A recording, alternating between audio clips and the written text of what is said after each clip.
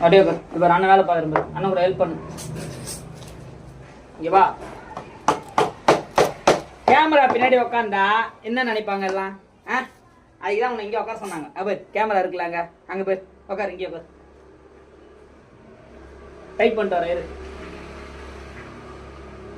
டேய்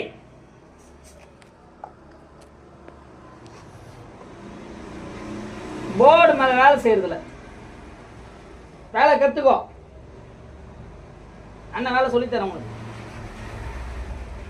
ஊர்ல போய் சண்டை போறதுக்கு மட்டும் தெரியும், அடி வாங்க கூடாது.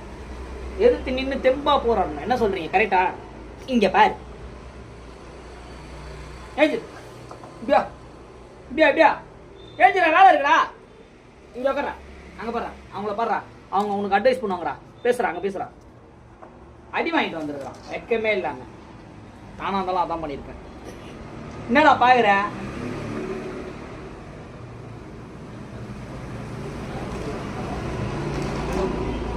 இந்த பேர் நான் சொல்றது கேள். இனிமேட்டு அந்த மாதிரி சண்டை வந்ததுன்னா அண்ணன் உனக்கு மான் கராத்தா சொல்லித்தரேன். அந்த மாதிரி விடு. எப்பவுமே நான் அடிக்க வந்தா ஓடுவல்ல, அதான் மான் கராத்தா. ஸ்க்ரூ டிரைவர் எடுத்துறாரு இல்லையா? சரி விடு. டேய் பயப்படக்கூடாதா, எதிர்த்து போராடணும், சண்டை செய்யணும். வட சென்னையில் தானே சொல்லுவார் பேர். சண்டை செய்யணும், சண்டை செய்யணும். என்கிட்ட செய்யக்கூடாது. வெளியில் உன்னை கடிக்க வந்தால அவங்ககிட்ட செய்யணும். புரியுதா?